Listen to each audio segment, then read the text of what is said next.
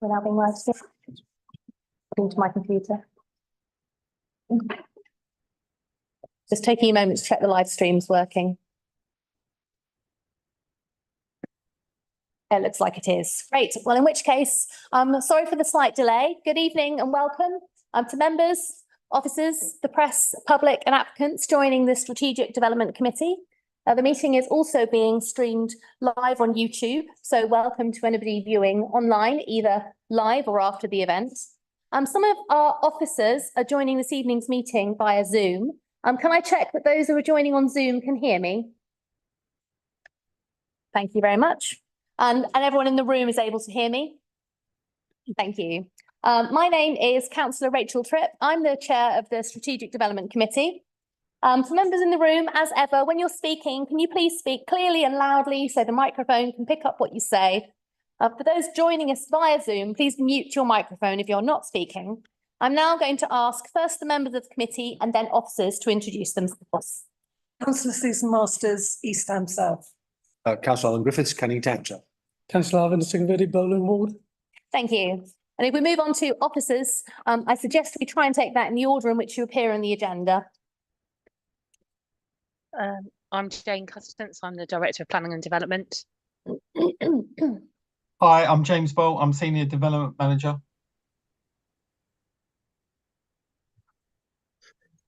I'm Marina Lai, Principal Planner. Nick Marks, Pollution Control Officer. Liam McFadden, Principal Planner. Sarah Odie, Principal Planner. Vincent Healy, Legal Advisor. Thank you.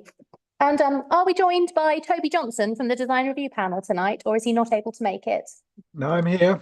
Oh, great. You want to introduce yourself, Toby? I'm Toby Johnson. I'm Chairman of the Design Review panel. Lovely. Thank you very much. I want to remind members, as ever, that when a vote's taken, it will be by way of raising our physical hand so that we can capture that on screen. The first item on the agenda is apologies. I've received apologies from councillors Madeline Sarli-Pontin, Blossom Young, Lewis Godfrey and Miraj Patel. Have we had any further apologies? No, Chair. Right, thank you. Item number 2 is the minutes. We have minutes of 2 meetings, which are on pages 13 to 32 of our agendas. Can I ask if there were any inaccuracies or matters arising from those minutes? In which case, can we agree the minutes of the 18th of June as a true record? Agreed. Thank you. And the 16th of July? Agreed. Thank you very much. Item number 3, declarations of interest. Are there any additional declarations of interest pertaining to these applications that we should be aware of? Thank you again. Item number 4, determining planning applications. Our members are asked to note the advice from the Head of Legal Services on determining planning applications. Is that noted? Noted. Thank you. Item number 5, announcements from the chair. First, just a short apology if I'm coughing or clearing my throat in a very retro way. I've just had COVID. I'm not infectious anymore and I'm much better. But if I'm coughing, I'm sorry if that's a distraction. On a more practical note, we've had the following requests to address the committee. When I call out your name, would you mind please giving me a wave if you're in the room or unmuting yourself and saying hello if you're joining us on Zoom? For item number 6, which is the land at the former EMR site, Bidder Street, we have Angela Shembry, Gavin McKenzie and Mark Ruff. Thank you. And the names I also have here are Susie Wilson, Toby Andrews, Giles Robinson, Glenn McFarlane, Adam Williams, Ian Miller, and Stephen Farthing. Thank you. And for items 7 and 8, which are Newham Sixth Form College, I've got Jamie Purser and Louise Morton. I'm speaking on behalf of Jamie. I'm Louise Morton, I'm planning James and able to make. Great, thank you. And item number 9, the Altitude Building, 14 Lascars Avenue, David Maxwell, James Neary, Matt Gore, John Stoddart, Rachel Sayer, and Ronan Wilson. Thank you very much. We're also joined tonight by a couple of officers who may be asked to answer questions regarding the data centre application. So thank you for joining us. So can we agree the remainder of the order of business as outlined on the agenda? Agreed. Thank you. Could members please note the officer update report? There are hard copies here, as there's a few more in the centre of the room if you haven't got one yet. So please note the full consideration and planning assessment of matters is covered comprehensively in the committee report. I know members have had full regard to the committee report, so the officer presentation will be a summary of the key issues only. Can I please call on the apps to address the committee? Oh, and I should have said that usual practice is to allow up to 5 minutes in total for both supporters and objectors. So we will give you 5 minutes. We do have a presentation that I think Marina's driving for us. Great. Marina, are you able to share your screen?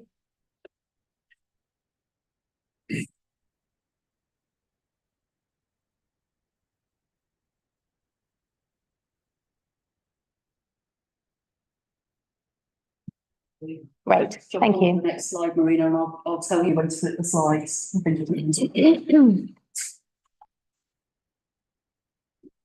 to the next one. Lovely. Excellent. Go. Good evening, Chair, members of the committee. The British Street Data Centre represents a truly unique opportunity for the Borough of Newham that will really help it become London's up-and-coming destination for business, innovation and investment in the data sector. The proposed development will be amongst the first hyperscale data centres in Newham. The vision is to fully integrate the data centre into the community in order to develop sustainable smart cities. With a focus on safety, highly sustainable design, the highest quality of iconic architecture and significant public realm improvement, the project will be something that you're incredibly proud of. Let's stick to the next slide, Marina. So currently the UK is home to the highest number of data centres in Western Europe. The data centre industry in the UK already generates an estimated £4 billion in revenue a year. The government has now classified UK data centres alongside energy and water as critical national infrastructure. This is great support from government, who have also identified the value of data centres in the UK economy through planned changes to the NPPF, which will lend more planning support for data centre development. The British Street Data Centre will be a perfect opportunity for Newham to deliver on the government's ambitions for the sector, ensuring that technological advances are helping to grow the economy and create wealth. Next slide, please, Marina. This is a £750 million investment project, which will deliver £88 million of GVA contribution to GDP in Newham alone. This is just through the operational phase. It will deliver 920 direct construction jobs, 130 operational jobs, and many more indirect and catalytic jobs.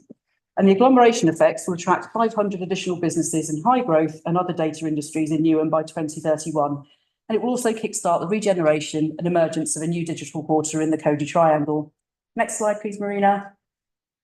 Designed by Signature Architects, Fosters and Partners, the Bidder Street Data Centre represents a leading and highly sustainable development that will drive standards and set benchmarks within London's digital built environment. For Newham, it will attract top technology companies and employers, which will build on the council's ambitions to bring digital and data-led education skills and employment opportunities to the borough via its own data strategy. This project is 3 years in the making. The applicant has been engaging closely with your senior officers and stakeholders, plus neighbouring developers Barrett's, to deliver a state-of-the-art data centre on the Canning Town Riverside site. This gateway development will transform the Bidder Street area, greatly enhancing the strategic industrial location and finally opening up the Lee Riverside with a continuous path from Canning Town through to Stratford, plus improving flood defences. Next slide, please, Marina.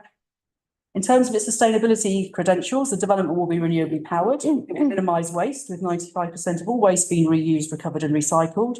It will have the potential to export recycled heat to heat up to 13,000 new and existing homes and businesses. It will achieve a BREEAM excellent rating and increase urban greening and planting to achieve a 535% biodiversity net gain, with almost 25% of the site transformed to new high-quality public realm areas.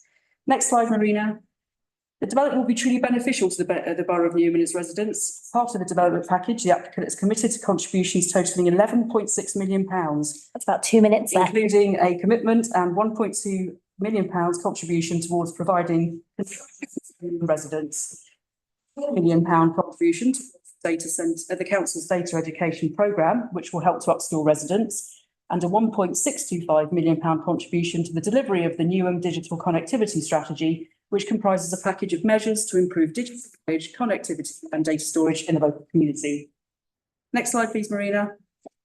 project has received a number of letters of support from Barrett's, next door to us at Crown Wharf, the Newham Chamber of Commerce, local education providers and potential district heat network operators, who the applicant has been engaging with on facilitating the export of recycled heat from the data centre via a proposed district heat network to surrounding new and existing homes and businesses. The applicant is in detailed discussion with Barrett's about how their Crown Wharf scheme could be one of the first developments to essentially benefit from this. Next slide, please, Marina. If granted consent, construction will commence in 2025 with an anticipated opening date of 2027. The site, which is owned by Newham Council, is vacant, remediated and ready for development, and the applicant has spent £8 million to secure the power supply to the data centre. Following a very successful engagement with the GLA, the scheme has been found to be in accordance with policies in the London Plan, the Royal Docks and Beaconside Opportunity Area Framework, and Newham local plan policies. Next slide, please, Marina. We hope that members will support this proposal as a unique opportunity to bring a very special development to Newham that will deliver not only on the government's strong intention to grow the data sector, but also the council's own ambitions to deliver impressive digital infrastructure to the borough. Thank you. Perfect timing. Thank you very much. So there are two slides. I don't know if Marina managed to flip on the other two, but yeah, outlining the benefits. Thank you. And can I ask that we go to the officer report next, please, Marina, whenever you're ready.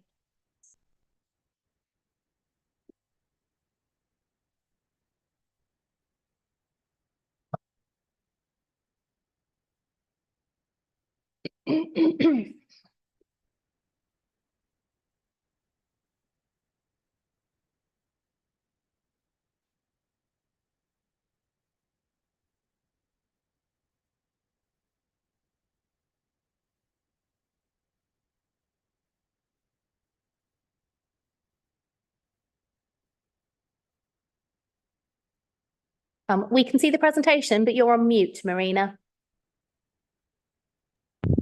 I'm really sorry. Yeah.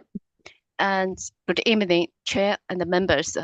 I'm here to present item 6, land at the former EMR site, Bid Street.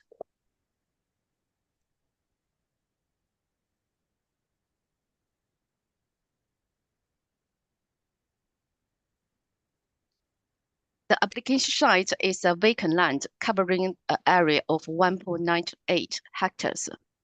The site is an established industrial area with Cody Road strategic industrial location. The site is also an existing Schedule 1 waste site, previously occupied by European Metal Recycle Company. The site is bounded by Bid Street to its east and the River Lee to its southwest. Cyril Park Industrial East lies to the north of the site. To the south of the site is another formal recycling site, Crown Wharf. The surrounding is essentially an industrial setting, but is expected to undergo a comprehensive redevelopment.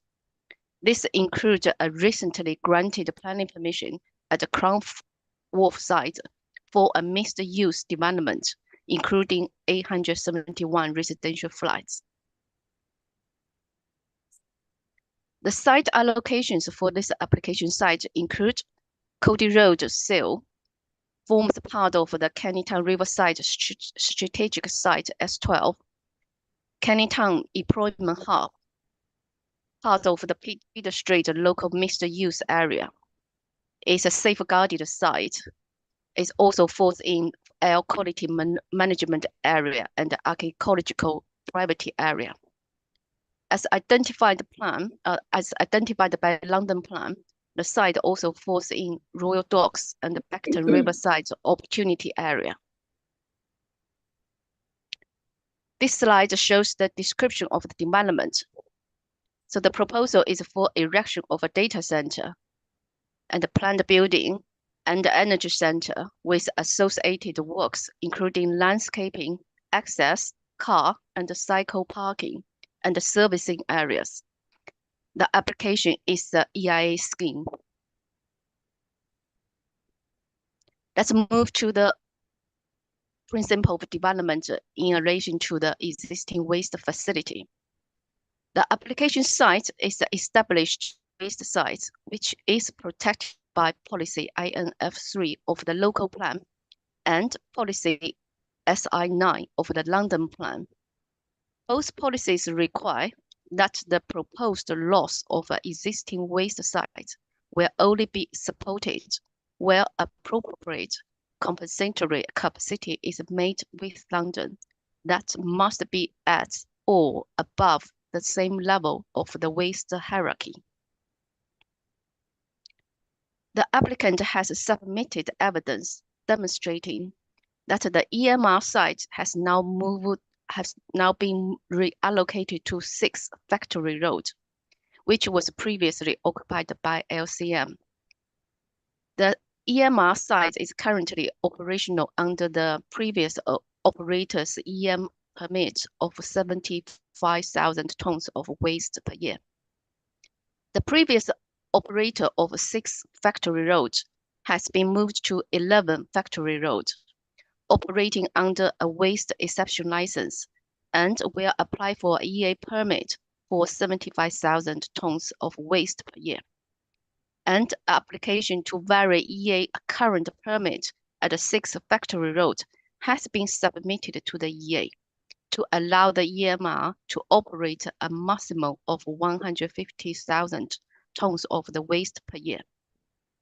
This capacity is secured through the condition 6, but the final wording of this condition will be agreed with the GLA during the Stage 2 referral.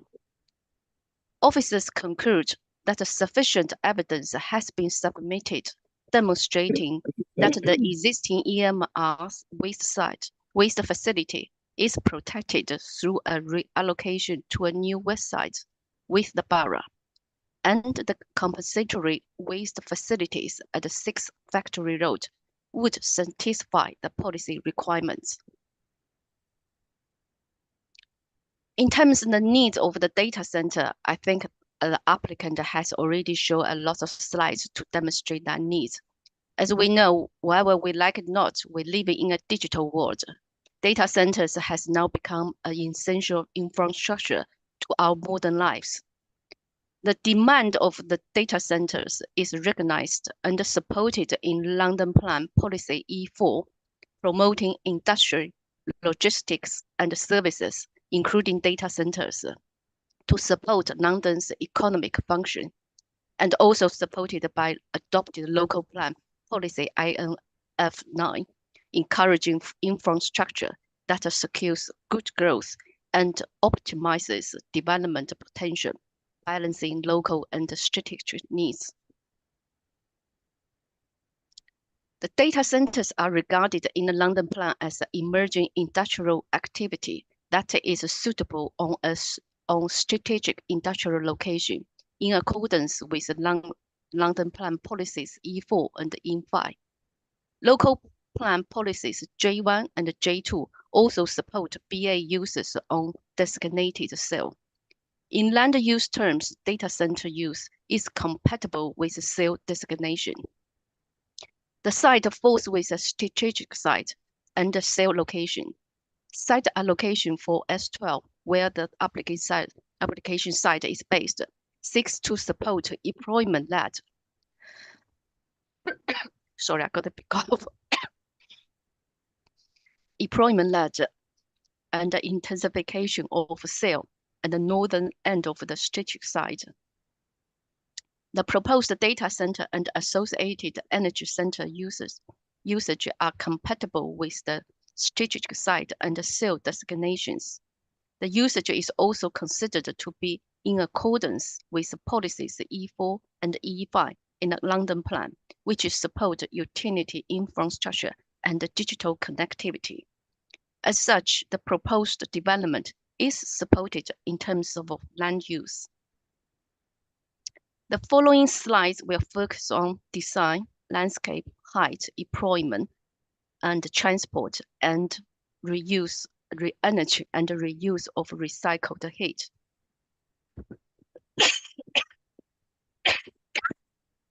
Sorry.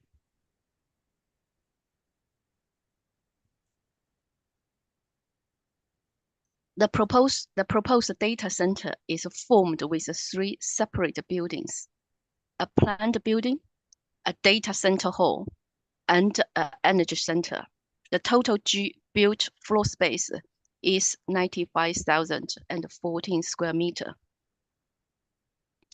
In terms of height, the data center and the planned buildings stand at 58.2 meter to the shoulders, 72.3 meter to the top of the planned enclosure, 78.3 meter to the top of the floods. The energy center building stands at 32.3 meter to the top of the parapet. The site forms part of a strategic site allocation with adjacent Crown Wharf development. Early on in the scheme's inception, the applicants for both sites worked together to establish key master planning principles across the ownership boundaries. There was also a joint design review panel meeting where both schemes were presented together and the feedback used to inform the master planning approach for both sides. The Crown Wharf scheme, the consented Crown Wharf scheme, was designed with a gable end condition facing the data center boundary to minimize the impacts on amenity and outlook. In massing terms, although the height of the data center exceeds the indicative height in a strategic site allocation, it's lower than the tallest buildings on Crown Wharf. Also, the data center steps down in height from the tallest buildings on Crown Wharf, which is in line with a broad strategy that building heights should step down away from Kennington Center. The proposed energy center responds to the scale of lower buildings on Crown Wharf, creating a coherent and continuous massing to Bid Street. The shoulder heights of the data center and the planned buildings also align with the closest block with the Crown Wharf. The massing of the data center has been broken down, creating a more varied and articulated massing, which feels reasonably comfortable in townscape terms in relation to Crown Wharf scheme. And both sides worked together to deliver the final section of a strategic riverside walking and the cycling connection between Kennington and Bromley by Bow. The same landscape architect is working on both schemes, and the public realm design has been conceived to create a coherent landscape strategy across both sides, establishing a sense of continuity and legibility in the public realm. On Bid Street, new paving and tree planting is proposed to strengthen and enhance the character of this important frontage. A new landscaped civic space is proposed on Bid Street in front of the data center, which complements the amenity and the public realm offer on the Crown Wharf. So, and the following slides shows the architect's impression of the proposed building. However, I think you have already seen from the applicant's presentation, so I will skip these slides. So in summary, the overall design quality is considered to be very good. The design has evolved positively in response to previous officer and DRP comments. The proposal will significantly enhance the public realm by facilitating the completion of the riverside connection between Kennington and Bromley by Bow, and giving back a generous landscaped public space on Bid Street. The applicant has also demonstrated a positive master planning approach with the consented Crown Wharf scheme. It includes ensuring the shoulder heights of the data center and the planned buildings to align with the closed block with the Crown Wharf, a consistent landscaping design and planting scheme with the Crown Wharf development on Bid Street and the riverside and the positive frontage at Bid Street. However, there are some concerns over the height of the scheme because the site sits outside the tall building area as identified in the local plan. The proposed data center will be stood at a height of 72.3 meters, which is significantly exceed the indicative height as set out in the local plan. As such, the proposal needs to demonstrate its added value to justify the height. This is a consistent approach with the consented Crown Wharf development. The applicant has agreed to enter into a legal agreement with the council to secure employment and skill contribution, commitment to provide apprenticeship during the construction period, commitment to promote the use of local supply chain opportunity for local businesses, and the public realm improvements, including the opening up the lead walk path and contribution towards council borough's transport improvement. This slide shows the scope of the heads of term which apply to all the major application. In addition to this Section 106 agreement that is agreed by the applicant has also agreed to a financial contribution of 4.08 million to the council's data economy program and a contribution of 1.625 million towards developing and implementing a digital connectivity strategy, and a financial contribution towards Kennington Station, and a financial contribution of 1 million towards the delivery of Mayor Parry Bridge, and also secure the commitment to work with future energy providers to explore the opportunity to export to delivery of the waste heat from the development to the surrounding homes, including Crown Wharf. Officers are satisfied that the demonstrable public benefits and high quality of architectural design provides an adequate justification to the height of the proposed development in accordance with policy SP4. The site falls with a cell and also a strategic site and employment hub, which are all designated for employment-led mixed-use development. The proposal will generate direct full-time jobs will generate 100 direct full-time jobs.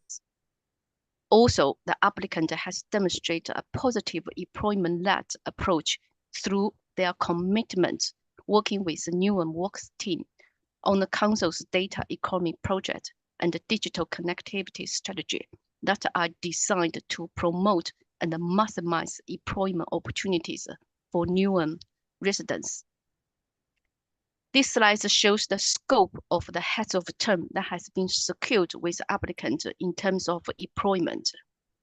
Subject to the conditions and the Section 106 agreement, officers are satisfied that the proposed development is the compliance with policies J1, J2, and J3 of the local plan. The applicant has also agreed to enter into a Section 106 agreement with the council securing the financial contributions towards the Kennington Station improvements and the delivery of the Mayor Parry Bridge. The Mayor Parry Bridge is an important strategic connection for both Tower Hamlets and the Newham councils. It will support the homes and the movement between the Level Road and the Kennington Riverside and the surrounding site, and for where are designed for more delivery of more homes. And also Kennington Station is also regarded as a strategic transport infrastructure with the council, providing access to bus, London Underground, and the Docklands Light Railway services. The site has a high P-tail rating indicating a high level accessibility to the public transport. There are two new vehicle access. One, the primary one will be located at the north end of the site. The secondary access will be located next to the energy center, providing the emergency service and security purpose. The proposal will involve the erection of 12 operational parking spaces and 3 accessible parking spaces, all of which will be with EV charging points. The proposal is also proposed. It is also proposed to install install 54 long stay cycle parking spaces and a further 20 short stay spaces on Bid Street for visitors. The provision of the cycle parking is considered to meet London Plan requirements. This slide shows the scope of the heads of terms that will be secured in the 106 agreement in terms of transport. Subject to conditions and Section 106 obligations, the proposals are considered to be acceptable in transport terms. The applicant has outlined the intention for exporting the waste heat generated from data center to local district heat network. This will include the Crown Wharf development, which is immediately adjacent to the site. And also the applicant has stated that if the scheme was implemented, it would have a potential to supply further 13 mixed-use developments in Newham and Tower Hamlets councils. The council has received several supporting letters. One is from Bree Energy, which offers their support to the development. One supporting letter from the developer of the Crown Wharf site, confirming they have been in detailed dialogue with the applicant team and fully supporting the possibility of receiving waste heat to the Crown Wharf development. Also, we received a supporting letter from E.ON confirming they are engaged in discussion with the applicant about the potential to recycle heat from the data center. Section 106 has been imposed and has been agreed with the applicant to secure their commitment to the delivery of the reuse of the recycle center heat, and also conditions are imposed. The final wording of these conditions will be agreed with the GLA during the stage 2 referral. The committee update that has been submitted today to the members include the following items. First, the last and the applicant submitted additional tunnel modeling test to resolve the last outstanding wind clarifications.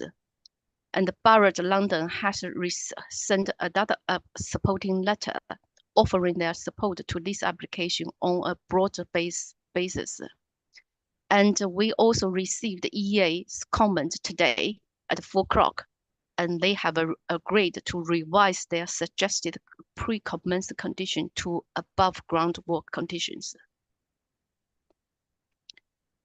Strategic Development Committee is asked to note the committee update and resolve to agree the reasons for approval as set out in the committee report. Refer this application to the Mayor of London as a stage 2 referral. Agree to delegate officers to amend or add conditions in line with the GLA's comments during the GLA stage 2 referral. Subject to the Mayor of London advising that he is content to allow the council to determine the application itself, delegate authority to the Director of Planning and Development to grant planning permission, subject to the completion of a legal agreement under Section 106 of the Town and Country Planning Act 1990, based on the heads of terms and conditions listed in the committee report. Thank you. Thank you. Can I also welcome Councillors Mirza and Beckles to the meeting? And just a reminder and to clarify for the minutes that unfortunately, as you arrived partway through the item, you won't be able to vote on this item. So without further ado, if we move on to the part of the application with questions or comments from members. Did any members want to contribute, please? Councillor Masters. I've got quite a few questions, so I'll kick off and then cede to my colleagues. There are a lot of planning conditions attached to this application, and I'm just wondering who would actually be enforcing and how we would sort of be staying on top of this, because I mean, there's a very specific expectation that the applicants will actively explore the potential for heat export to other nearby developments through regular discussion of local stakeholders and the council. Who's going to oversee this and make sure this happens? And that is a great question, and I think the feasibility of using the excess heat as a good source of heat for nearby developments is a really key part of this application. Marina, are you able to provide any information, or perhaps any other officers, about the enforcement or oversight of this condition after tonight? Yeah, sure. And first, regarding the heating energy, this conditions, of course, we understand we don't have officers in-house. However, GLA energy team will be consulted in a future AOD application to discharge this condition. Also, the applicant's Section 106 agreement has included additional costs occurred during the AOD application stage. So if needed, the council will employ or appointed external consultant to discharge, for example, air quality, provide the advice to the council on air quality or energy conditions, and the cost will be covered by applicant. So this is secured in the Section 106. And for the other application, for example, design, landscape, and trees, and so I believe council has in-house resource for these conditions. I wondered if the applicant team wanted to make any comment on the idea of using the excess heat, because I understand there's a kind of limited successful examples, but then also the corollary to that obviously is the opportunity to create something that's really a kind of stands out as an example of good practice. Are you able to tell us a bit about your commitment to this? Yes, certainly. Thank you. So the use of surplus heat from data centres is the future, because it's decarbonised. So we're talking massive volumes of decarbonised heat, which at the moment in the UK in data centres go straight through the roof and up into the atmosphere. What we're doing is capturing that heat using a technology. The latest technology is 5DH, and we've stated in our application that that's sufficient heat to heat up to 13,000 homes, businesses, etc. So what we need to do is work with the energy companies going forward. We've been talking to 3 of them now for some time. We started on this venture in 2019, and we liaised with the GLA at that point on the concept of district heat. So it's quite viable. Obviously, we need a network in place in the community, particularly Canning Town North, Canning Town South. We believe that's possible. We've been liaising with Bring Energy and E.ON and SSE on that. So technically, 5DH district heat technology is the most efficient. Currently, district heating systems in Europe are generally high temperature. So they export heat at high temperature, which needs large steel pipes insulated, which have a lifespan which is much shorter than the plastic pipes that would be used for this development. So it can be fed to existing homes, new homes, public buildings, swimming pools, etc., through plastic pipes of about 350 millimeters diameter. So the opportunity is huge. At the moment, London is looking at that. There's projects in West London that data centre operators are working with the GLA on to export heat. But what you have here is the largest heat source in London between the Bidder Street data centre and the GLP Ada data centre as well. So you've got a great heat source to start with. Your network coordinator, Jacob Heitland, is working on how that heat is distributed from those heat sources, and we've been working with him as well. So it is viable, and post planning consent, if we get that, and we would start working with the energy companies in more granular detail on their business plans and how they're going to implement it. Chair, can I come back in for supplementary? Just building on the way this question has evolved. You're saying you think it's possible to heat 13,000 homes, but do the electricity companies that you're speaking to now think it's possible without additional investment on their part? Or is it something that, you know, technically might be possible, but with additional investment that they might not have access to? They will be investing. So they have business plans in place to invest, and they will also need to invest significant sums. But such is the efficiency of surplus heat. Currently in housing, generally on average, 75% of the electricity is used for heating purposes. With district heat, it will be significantly less than that. It is much more efficient. So those energy companies want to move forward with these schemes to that end, essentially. That's helpful. Thank you. Alan, did you have a supplementary question on the I did, yes. So the pipes are 350 millimeters internal dimension with insulation around it. No insulation. No insulation. Doesn't require. Oh, right. Okay. So it's low temperature heat. Ah, right. Fine. Yeah, and that's the advantage. So it doesn't need to be insulated. And then the temperature is raised at the development or the housing that it feeds. So with pipes that size, the expense of putting it under a road or tunneling under the Jubilee line of the DLR to develop to the east is not any more than water pipes or the kind of things that go under the road already. And it's a lot easier than existing district heating around systems around Europe, because obviously in London it's fairly congested underground with other services. So this makes it a lot easier. I also had a follow-up question on the use of the excess heat, which is obviously quite a compelling and interesting part of the application. I'm aware though, and I think we're all aware in planning meetings is where we get the most positive possible view of an application, and often things are then ironed out subsequently. So I'm particularly thinking of the language in the report which talks about reasonable endeavours.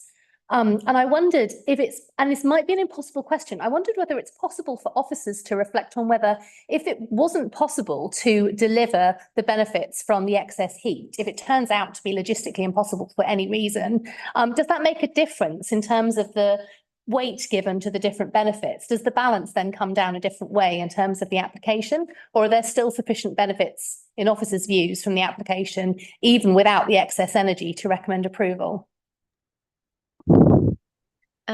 First, I would like to point out the pipe. I mean, of course, if you want to deliver the waste heat, that you need to lay the pipes first.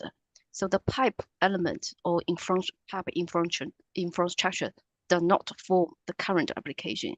So the application is only solely for a data center. So move the energy aside, the reuse of the site, reuse of the waste heat site. The applicant has already agreed, a great deal of the public benefits, including the delivery of the council's data economy program and the digital connectivity strategy, improvement of public realm, and also the contribution towards the strategic transport improvements, including the delivery of the Mayor Perry Bridge, and also other contributions. For that, these public benefits, we believe that will be sufficient to overcome the height and is sufficient to demonstrate the added value to this in terms of this first scheme. Of course, we would like to push the delivery of the reuse of heat to the reality, but we also need to realize that, like Councillor Tripp you just said, across the country so far, we still don't have a huge number of examples, successful examples is the concept of reuse of the waste heat is sound, but they do require a lot of engagement with third parties and the funding application involved as a long-term investment. As here saying, I think use the best, how to say, this is the legal language. That is to secure the kinds of commitment. But at this stage, we still have to say, just to realize that also is not just applicant willing to do that. They need to engage a lot of third parties, but they have demonstrated that the engagement, the commitment to work with other providers together. Understood. And I suppose as committee members, seeing those words, reasonable endeavours, I guess it's just, to impress on you as applicants that, and we're very committed to doing everything we can to try to address the climate emergency. If there's an enormous quantities of heat being produced by a kind of future development, it makes complete sense to us in order to be able to reuse that, as I'm sure it does for you as well. So that, that if that would be possible under any permission that was granted, that would be something that I think we would really strongly welcome. What did other committee members have questions? James, I can take questions from you, but like I said, no voting. Again, it's a question, and it's around how far have you progressed with your conversations with the energy companies, and what do you envisage will be the challenges? If you have a solar farm, they can't necessarily connect onto the grid because there's certain regulatory challenges. Is that similar here? Because we've heard a lot in previous years about the heat network, and it doesn't seem to have been delivered yet. So how far progressed are you? What are the challenges that you might foresee coming forward? And just in terms of how soon would you be able to create that separate space for the capture of that energy if you're granted planning permission? And third question is around height, especially towards neighbouring homes, and about if you think you need all that height, or is it excessive height, or is that is that a standard format for energy, for data centres? Thank you, Councillor. The energy companies that we've been dealing with are major UK energy companies. Could I ask you to speak up just a little bit, just so the microphones can catch you? Thank you. So the energy companies we've been talking to are major UK energy companies, or operating in the UK. Some of them have existing heat network systems in place. One of them has a very significant district heat network already, which is generally known as 3DH. Ours is 5DH, so it's much more efficient technology, and we obviously put our trust in those guys to deliver those systems. But we haven't seen any regulatory issues while discussing in numerous meetings with them. It's more about the direction of the network, the layout, the plan, where you send the heat to, is what they're working on. They're all at business plan stage. We've seen a couple of those business plans, and they are liaising with their funders.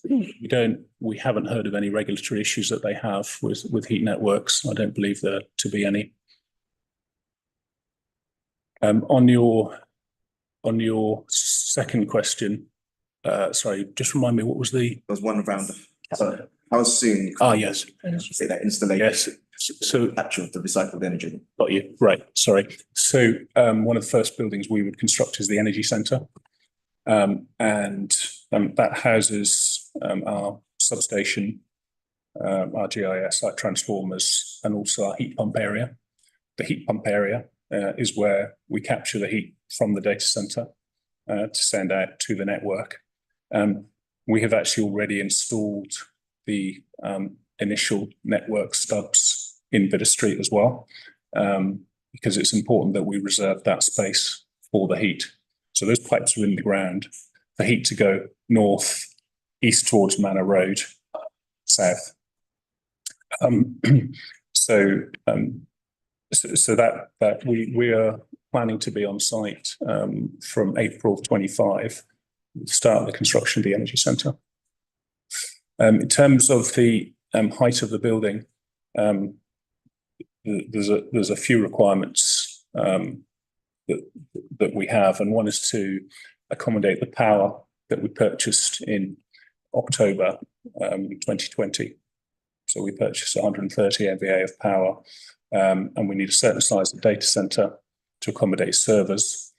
We would have over 100,000 servers in this one building, which is a very significant operation. And for that, our site is limited to 4.75 acres, the maximum we could get.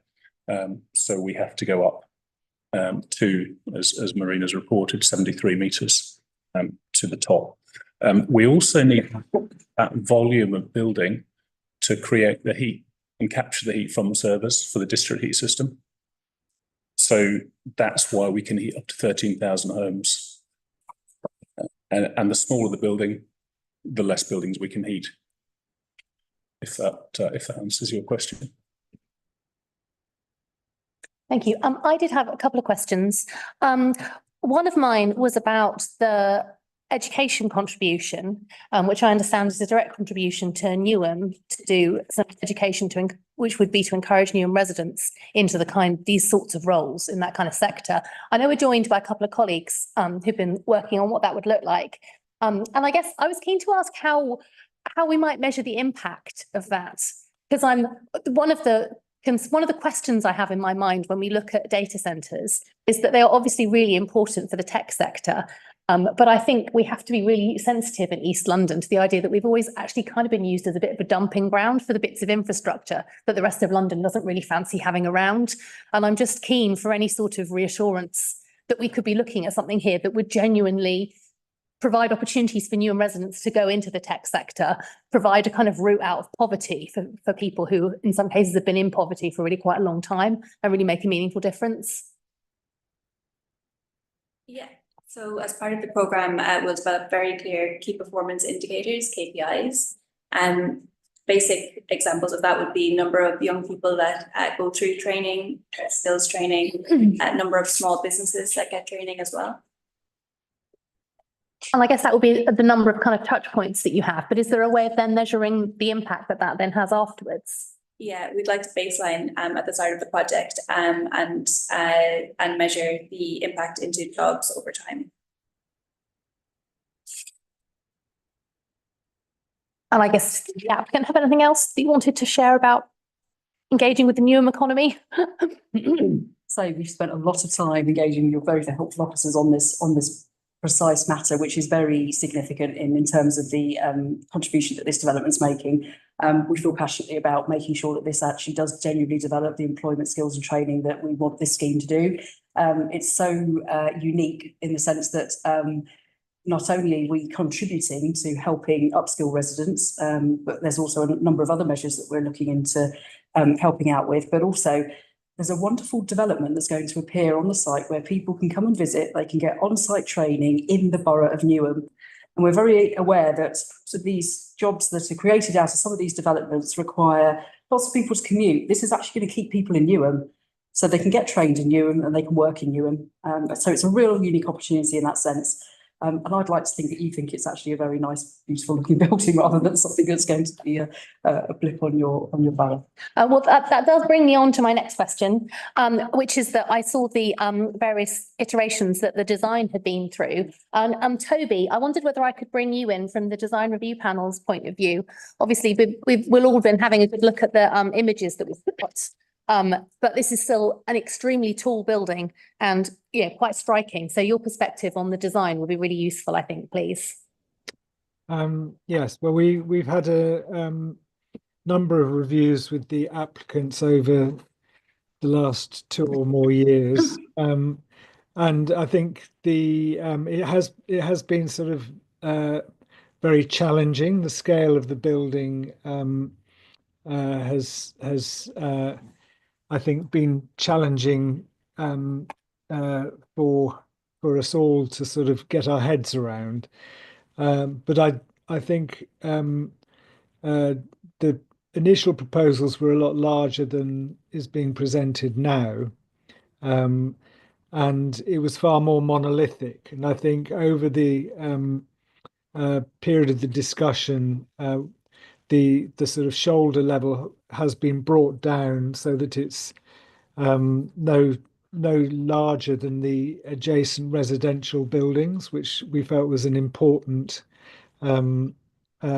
aspect of the design to try and sort of integrate it with its residential neighbour. Also the sort of modelling of the building has been developed to sort of try and break down the sort of monolithic nature that it was in some of the earlier schemes.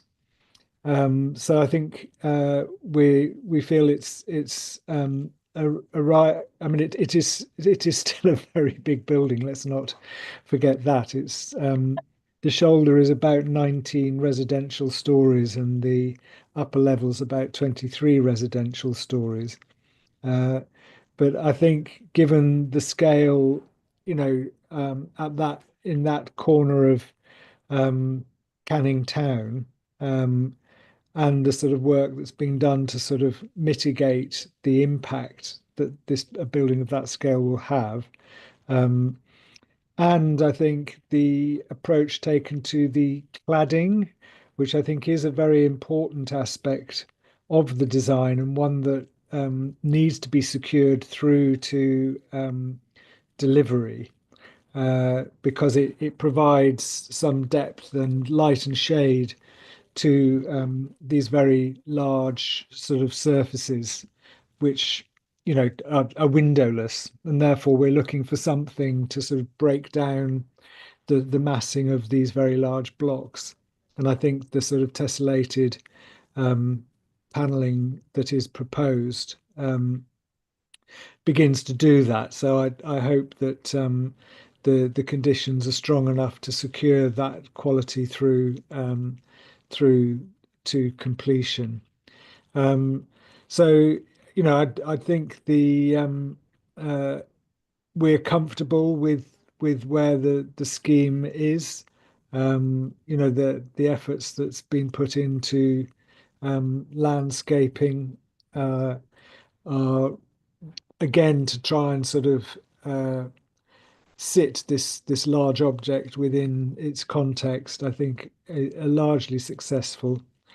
I think there was one comment that we made about the treatment of the riverside frontage, which has a security fence and planting, but there was, I believe, a space between the two, and we're very concerned that the quality of that fence needs to be an architectural feature or an artwork rather than a cheap metal fence that could sort of detract from the quality of both the landscape and the building that it's securing.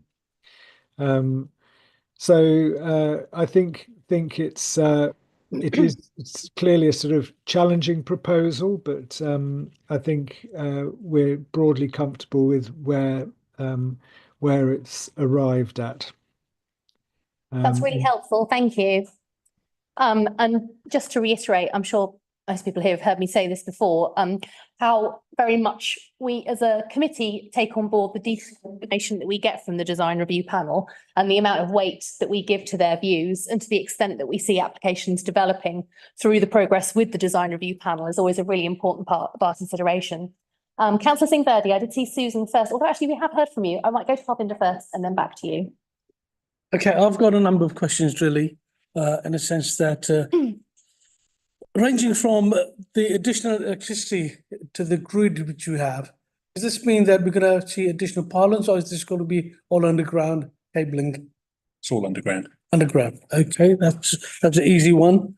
The next one is obviously the on-site contribution. Again, do you think we could have done a bit more on that to get what we want, in the sense that the involvement of the school children is just as important, as you know? And with that, what I was thinking, considering that this is one of the first data centers as such within Newham, some of the planting and some of the garden area, could that be extended to sensory gardens? Because that would be something quite unique, first off, and having something as a first start would be good. But that's something which you could go away and think about. The third question I have is the end phase jobs, because we're talking about, yes, apprenticeships and everything else as well. Would the residents of Newham get the opportunity to actually have the high-end jobs within the centre itself? Because that would be a key thing in the sense that construction is important, but getting the IT,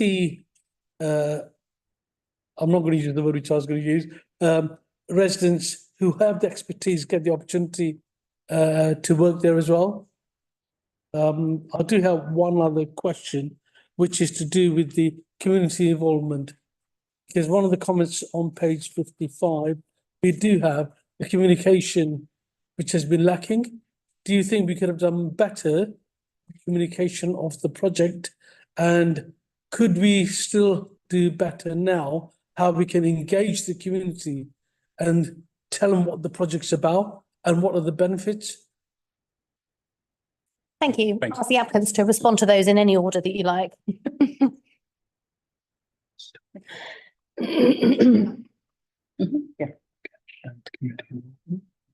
So taking your first question of the landscaping, part of our vision here is pushing the boundaries in the data centre sector to evolve that sector. So sustainability, number one, public realm, number two, high quality architecture and design, number three. Okay, we hope that comes across in the application. In terms of public realm, data centres are not known for having any public realm at all. They've usually got a high fence around them.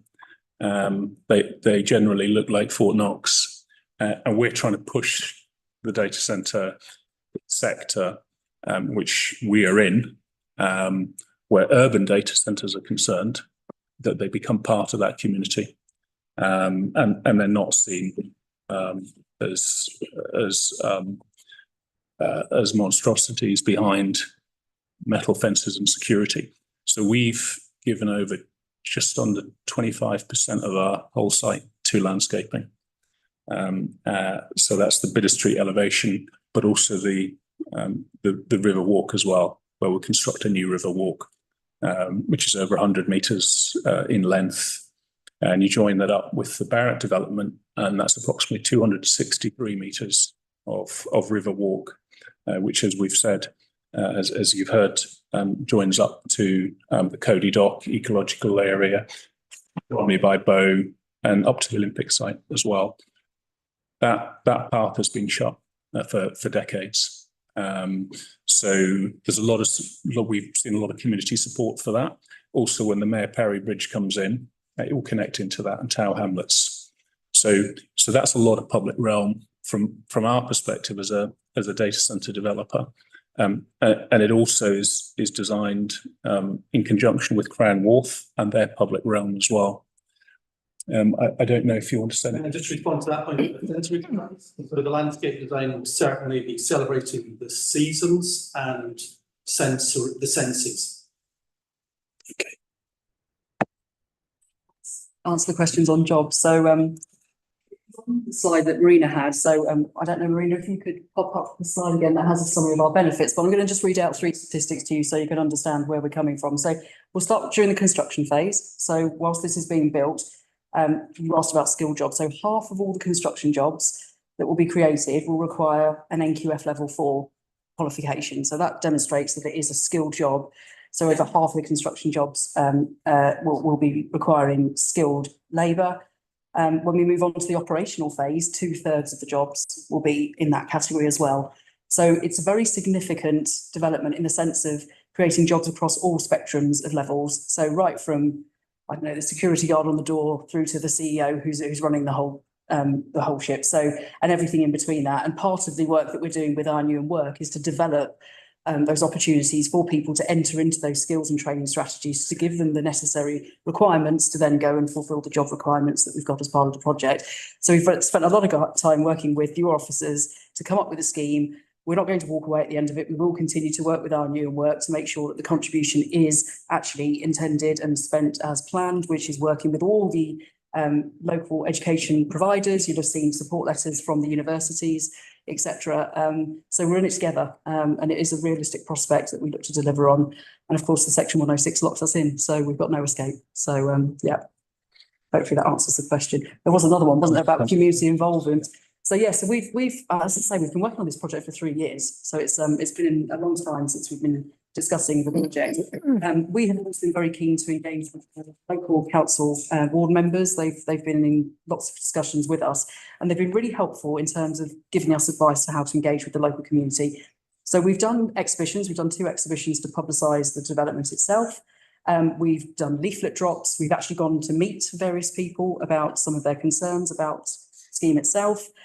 So we've had this genuine engagement, and it's been something, again, which has been really high on our agenda. We understand this is a very different development. You know, you don't see these sorts of things every day. So people are a little bit, you know, they've got questions. They want to know how it's all going to work, what's the benefits, etc. So we've really invested a lot of time in doing that. I think we're going to keep in touch with the local ward members. They're very keen to keep in touch with us for the follow-on part, post-planning. So we'll continue to do that. So I think, you know, the community, you know, we'll make sure that they understand what's going on. And as I say, in terms of the jobs and the employment and the skills training part, we're going to be working with your office to make sure that's delivered. We'd like to take the community with us on this journey. And we've got the opportunity to do that for the original vision reasons that I just mentioned. But we also had pop-up exhibitions at Rathbone Market as well, as part of this. But this space is also for them.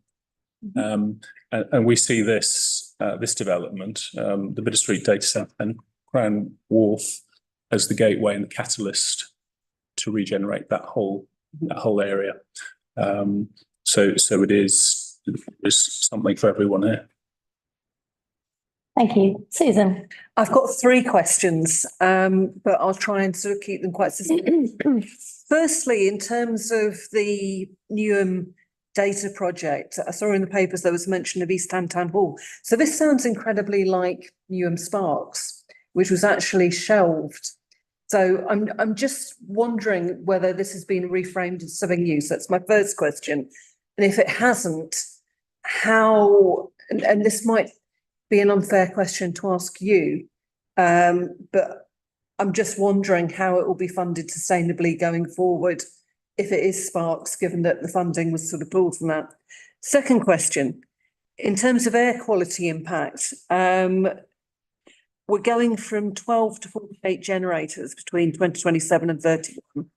So I'm just wondering, if I'm resident in Canning Town, what that will feel like in health terms, in terms of the air quality.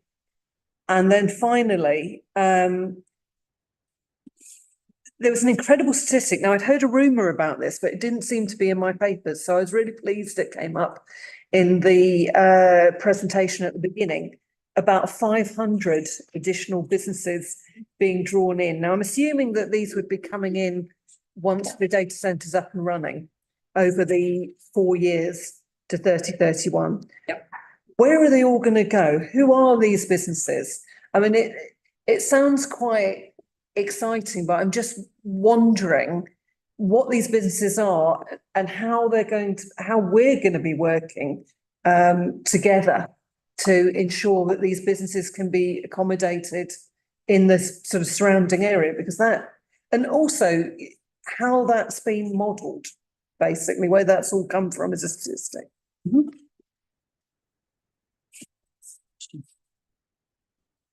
I don't know if your officers might want to help us on the Sparks question. I was just thinking that might be a question more for officers than for the applicant. You want to come in? Yeah, absolutely. So Newham Sparks no longer exists, and the expertise from that team has been integrated into other parts of the council, like the inclusive economy team. So this work is about promoting data opportunities, digital opportunities as a result of the data set coming into the area for young people and for residents. And yeah, it's not a program. There is reference to investment in East Ham Town Hall in the plan, but it's actually, that's open to be investment in any other capital project as well. It's not necessarily East Ham Town Hall. But is it time limited then? I'm assuming that when would this section 106 £4 million payment be made? Contribution that will help towards this data strategy, it's split. So there'll be parts up front and then parts sort of midway through once there's momentum. Because the development starts off with the energy centre and then the data centre kicks in afterwards. It's a sort of phased payment, but it needs to be like that because you've got to kind of invest up front before you benefit from having trained personnel, for example. You've got to train them up before the data centre comes on board. So that's the early part of the payment, and then it sort of filters through over time until the contribution's paid, but effectively in two parts. So is the idea then that there would be an ongoing element to this and it's something sustainable, or will the local authority have to step back in and pick up at some stage? No, so what the plan is for the local authority is to continue working with our education partners to identify external funding to continue this piece of work. So we coordinate, but we're not picking up. Yeah. Okay, fine. Yeah, so that's the first question. Yeah, so the contribution for this development will in essence provide the seed funding to start developing the curriculum around the data and digital sector. And once the contributions come to an end, we will hopefully be in a position where we've built up strong partnerships with our education partners, but also look at identifying additional external funding. So the council would opt to continue to fund that programme contribution periods. Okay. So it's the first question. First question. The next one was air quality. Yes, generators. Yeah, so these are backup generators, emergency backup generators. They're only used in emergencies and during testing regimes as well. But we will use HVO fuel and specific recycled vegetable oil. We also have a lot of fairly advanced filtration for those for that exhaust, catalytic based filtration, etc. So there isn't any impact from an air quality perspective. Also, with this scheme, we have a third electricity feed, which is due to be installed in 2030. That's very unusual for a data centre because that means that we've got grid resilience. So in theory, we can decommission those backup generators over time. The occupier would likely do that. So as environmental constraints become more stringent over the years, and they'll be able to decommission those, and it will be the data center won't require backup generators. It will rely on grid resilience. So it will be one of the first in the country that has that opportunity to do that. Thank you. My apologies. More question. There is. I've just seen that Marina has her hand up. I wondered if, Marina, did you want to respond to one of the questions that's been dealt with so far? Yes, for air quality, we have got our environmental officer, Nick Marks, here. So I just thinking maybe he can also chip in this question. Nick, would that be okay? Yes, of course. The applicant is quite right. The planning consent has conditions which specifies the highest standard of emission control on the generators. We're agreeing a minimum testing regime because whilst we do need them to be tested, testing produces pollution, but we've knocked that down to an absolute minimum. And I very much look forward to the resilient grid supply, which, as they say, makes this a fairly unusual application in the fact that it shouldn't be having generators for the longer term. That the current application is not air quality neutral as regards to GLA guidance, and there is an offsetting payment following GLA guidance. If they keep the generators beyond the original term, that offsetting payment will have to be recalculated. So there will be quite a financial incentive to decommission or remove the generators, because if they do leave them in there, they will have to continue to make payments for up to 30 years for offsetting according to the GLA's guidance. There's any other questions that members would like? to refer to. No, that was very helpful. Thank you. And Susan, your final question. Final one, 500, we get asked this quite a lot, actually. Data centres have this phenomenon. They have an ability to attract development to them because people want to be close to a data centre because of the low latency aspect. So they can get quick connection into the internet. If you are a time critical industry like banking, like security, finance, all those sorts of things, if you're closer to a data centre, you just get the better connections. And so they have this ability to draw people into them. And what that does is creates this kind of what we call a smart city, because they're all like-minded technologies, industries. They all come together to sort of create this kind of place. That's sort of the effect that it has.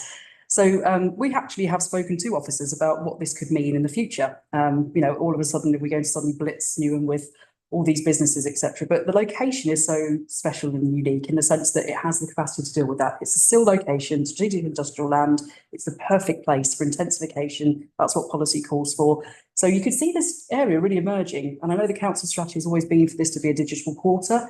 This is exactly what it could become. And we've looked at offices and given them sort of a feel for how it could look. And it's really quite exciting. But think of all the opportunities that come with it as well, because all these businesses will create job opportunities, training opportunities, benefit the newer residents, much like what we're bringing forward. So there's a real potential here in the future. And as I said, we call ourselves a catalyst development. It's the start of that. What the future holds, it could be something very exciting. Thank you very much. I'm keen to move us on to the vote. This is a really important item. We do have other items to consider as well. Marina, could I please ask you to share your final slide again, which is the recommendation to committee? Sure. Yeah.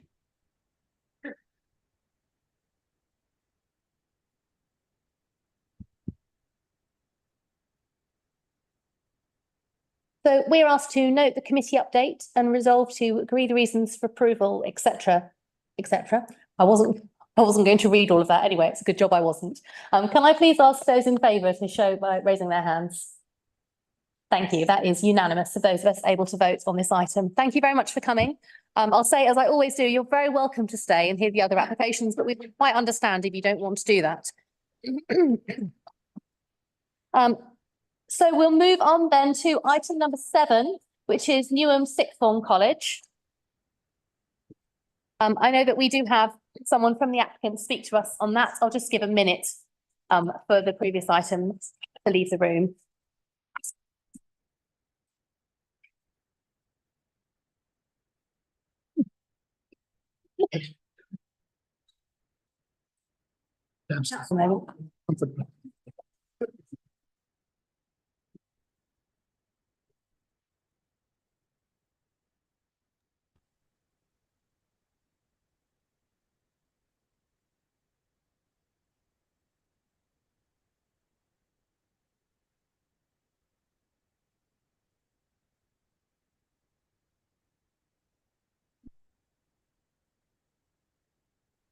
I'm just going to pause for one more moment to allow our committee member to rejoin us.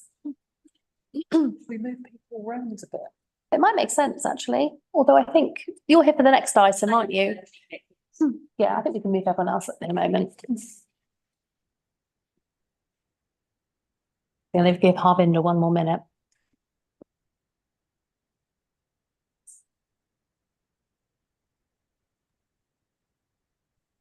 Toby, you're welcome to enjoy the rest of your evening. We don't have any other DRP items.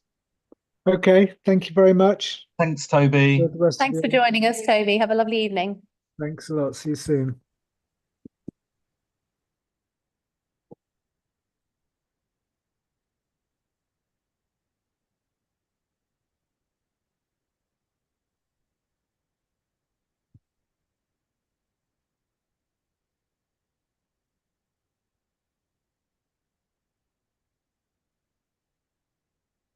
Can I just check with officers? Is it do you suggest that we should take the next 2 items together?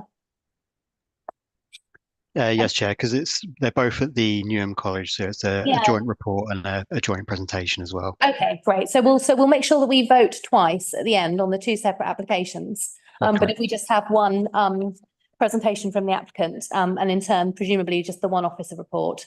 Yes, right. Great, that's great, thank you.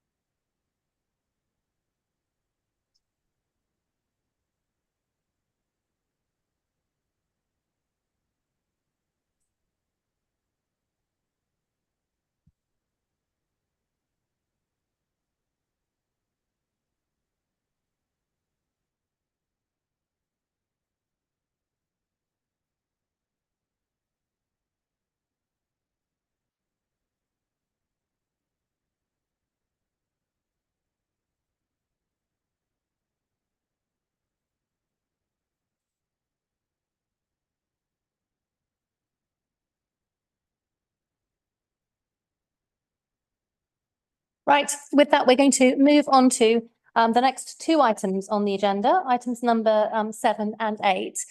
Did you want to speak to us for up to 5 minutes, or were you here to take questions? Speak, if that's okay. Yeah, of course. I can set a timer. You can have up to 5 minutes. So I always say that's a limit, not a goal. So whenever you're ready. So I'm here to speak on behalf of Jamie Purser, who's the interim principal at Newvic. I apologise I'm unable to join you in person this evening, as I'll be in meetings with the Department for Education and FE Commissioner. I've asked our planning advisor, Louise Morton, to say some words on my behalf. As you're aware, following Newvic's inadequate Ofsted rating, it will merge with Newham College in a little over 2 weeks. I head up a new leadership team put in place to align strategy and operations of the two colleges, and one of the aims early in our tenure is to prioritise the space need requirements at Newvic. Not only is this essential in terms of addressing the maintenance backlog at the campus, it will also enable us to seek a permanent solution to the temporary buildings.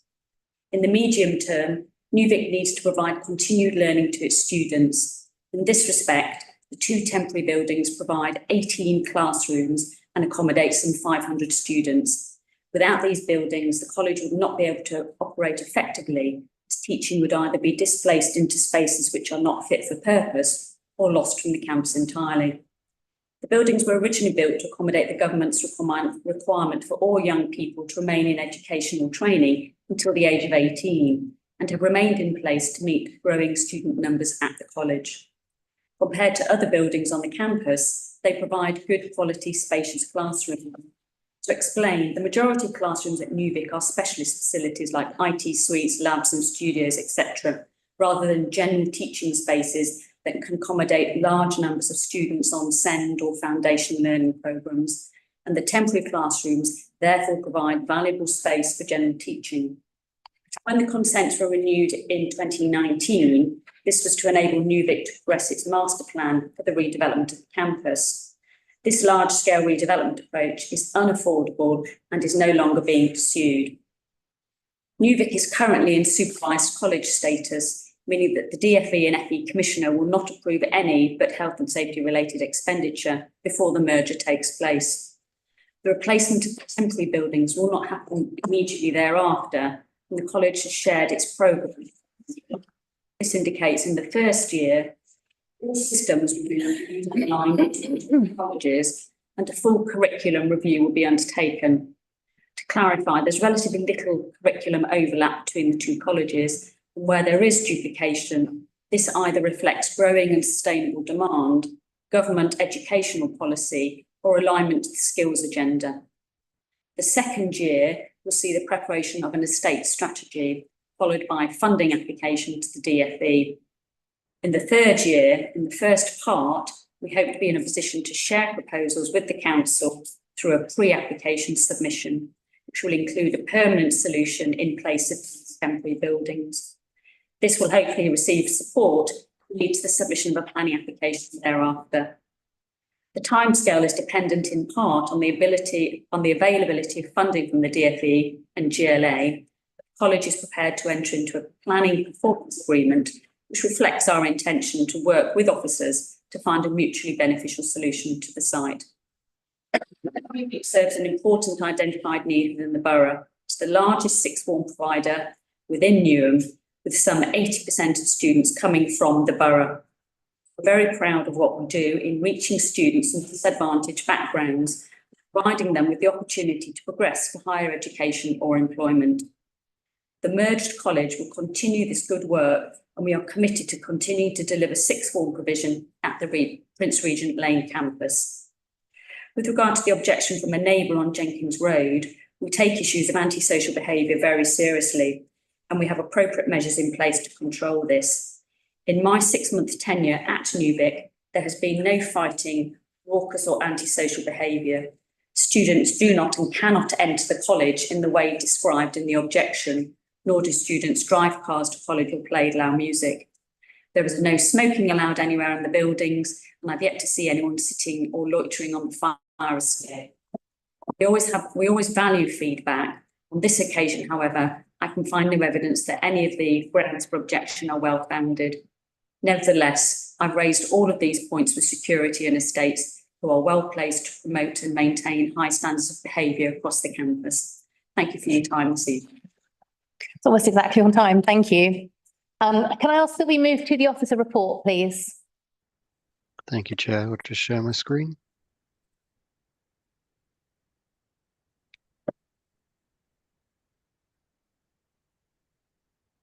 Okay, can I check that that's coming through okay? Yes, we can see that. Thank you. Thank you. Okay. Yeah, so this is items 7 and 8. So there is a joint report because it's the same site where both applications are taking place. So this is the Newham Sixth Form College, otherwise known as Newvic.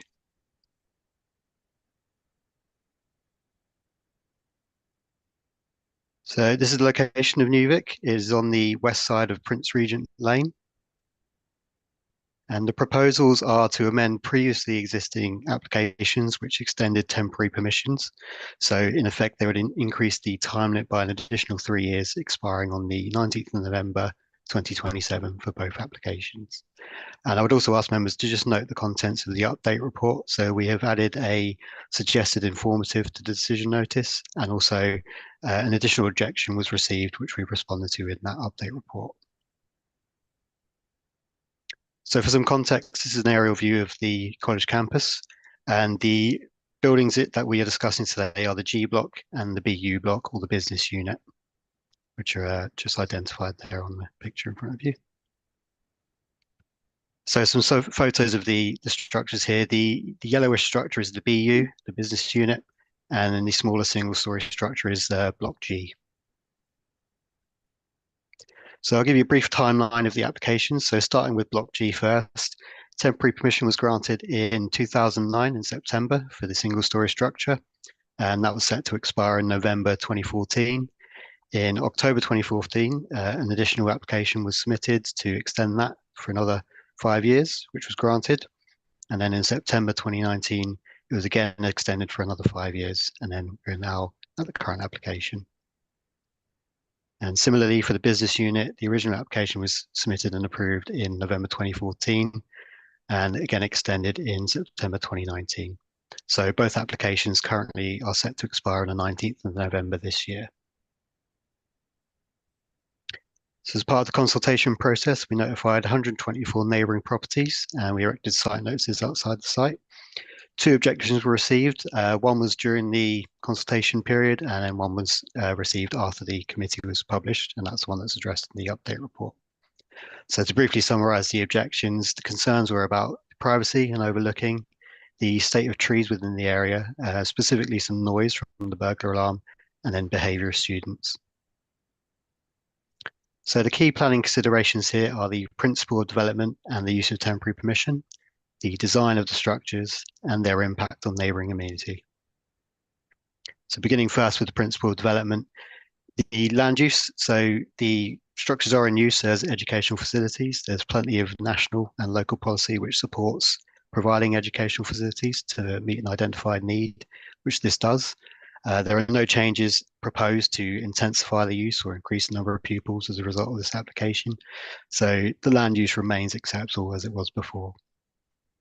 Moving next on to temporary permission. So temporary consent is a tool we use in planning. It's typically used for things which, as you can guess, are temporary in nature. So this can be pop-up uses, meanwhile uses on land before they're developed. And in some cases such as this, where there is a need to allow a facility to function whilst other work is carried out. So as we've sort of identified in the timeline, Block G has had 3 temporary permissions. So in effect, it's had 15 years of temporary consent, and business units had 2. So in effect, 10 years of temporary consent. Now, the National Planning Policy Guidance states that it will be rarely justifiable to grant a second temporary permission. And as you can see, that's already happened on both consents, and in those applications, justification was given. Now, when these applications were submitted, they originally were to extend permissions again for another 5 years. However, we had concerns in the planning team that allowing another long extension would, in effect, push the can down the road. We were slightly concerned that justification had been given previously to extend these temporary consents for quite a significant amount of time, 10 and 15 years. And part of the justification of those was that there was a permanent solution being sought, which was the sort of comprehensive redevelopment of the campus. Unfortunately, that hasn't materialized. Now, we acknowledge that there has been a change in management, as was mentioned earlier, and there's a number of external pressures that the colleges face, which I've set out in the report and comes from documents submitted with the application. So we have tried to strike a balance. The planning team naturally doesn't want to stop the college from providing a valuable use to the borough. However, we have to be mindful of what temporary permission is designed to do. So we've tried to strike a kind of halfway point. We've agreed to allow only 3-year consent. That's on the basis of the letter of intent, which is supplied by the college to agree to enter into a PPPA, a project planning performance agreement. So that is an agreement between an applicant and the planning team to engage in pre-application advice and to work towards a comprehensive and permanent solution. So we place significant weight in that intent. And yes, I've just note there to note the informative on the update report. So to be clear, we have placed significant weight on that intent. The idea is that if in 3 years' time we find ourselves in committee again, we want to see that some progress has been made towards that. We obviously applied a lot of flex here to the use of temporary consent, and I think that just needs to be really clear that we are being as flexible as we can in planning terms. So on the basis of that, we consider the principal development to be acceptable.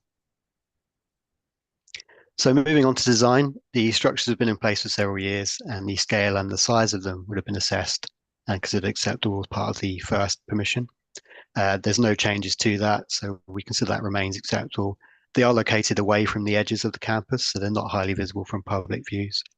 We acknowledge that the materials and perhaps the sort of overall design is not quite the quality we'd expect for a permanent structure, but that, I suppose, is one of the trade-offs with a temporary consent. They are not held to the same standard on the basis that they are temporary in nature, which slightly leans into my previous points on, continually extending temporary consents. So a permanent solution would expect to be of a higher quality design, but in the context of these applications, it is acceptable. Moving on to the impact on residential amenity. So the main concerns raised by neighbours are the loss of priority from overlooking.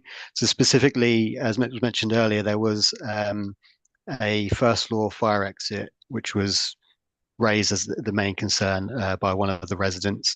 However, that is set quite significantly away from the boundary with the nearby residential gardens, and that boundary itself has a lot of quite large trees, which would help obscure that from view. So the landing itself is also very small, so it couldn't really feasibly hold large numbers of pupils, and on balance, we don't consider that to be detrimental to amenity. The noise from the burglar alarms and the behaviour of pupils, these are noted. However, these are not really planning concerns. That is a management issue for the college. We would encourage the college to take those concerns on board, and it sounds like they have, and to address those through their usual methods. The objection also raised concerns about the state of trees within the public land, but that's not directly related to this planning application, and those trees aren't within the control of the college, so I'm sure we don't place any weight on that. And lastly, the concerns raised about impact on property values are not a material planning consideration, so we can't put any emphasis on that. So overall, we consider the amenity impacts to be acceptable. So to summarize, the land use principle, the design and the amenity impacts all remain acceptable. Officers have concerns over the 5-year consent, and we've worked with the applicant to secure 3 years instead on the basis of the letter of intent to work towards a comprehensive and permanent solution. So on balance, the summary is that we consider both applications to be acceptable. So the Strategic Development Committee is therefore asked to note the contents of the update report and resolve to agree the reasons for approval set out in the report, and delegate authority to the Director of Planning and Development to grant permission subject to conditions identified in Appendix 1, and then to do the same thing again, but with Appendix 2. So there's 2 recommendations. So as Councillor Tripp pointed out, you need to make 2 votes. Thank you. And if there's any questions, I am happy to answer. Thank you. Members, can I ask you to raise your hands for questions? I'll go to James, then Susan, then Councillor Mercer. Interest. My daughter studies in school, college. Oh, okay, thank you. So the minutes could just reflect that Councillor Mercer's a member of his family studies at New Vic. My instinct is that that wouldn't be an interest that would preclude Councillor Mercer from voting on this matter, but could I just get some clarification on that from Vincent? It wouldn't. It's not a significant enough interest as a personal interest. There are so many people who would have relations who may be studying there, so it wouldn't be. He can vote on this. Thank you. Thank you. Councillor Masters.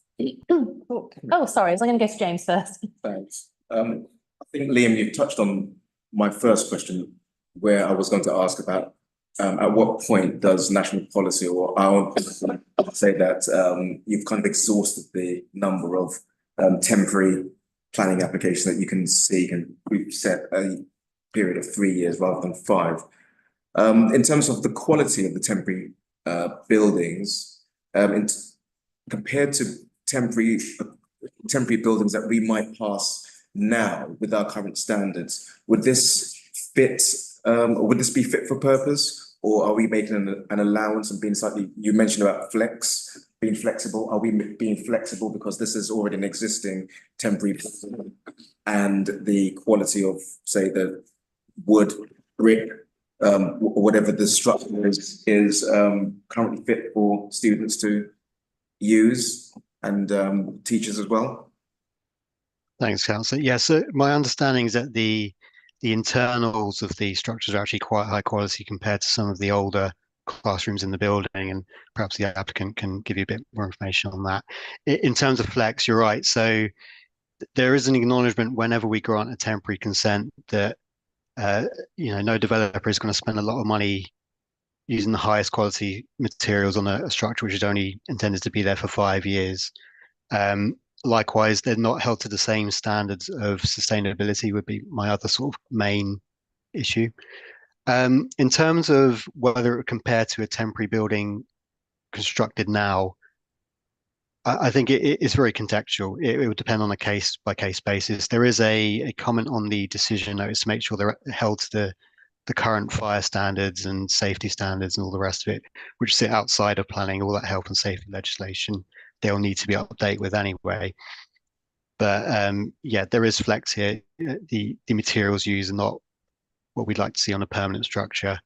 But yeah, we do acknowledge that we hope this will be only the last 3 years or so that these structures will be there, and then a permanent solution will come forward, which will be much more sustainable and much more, higher quality, I would say.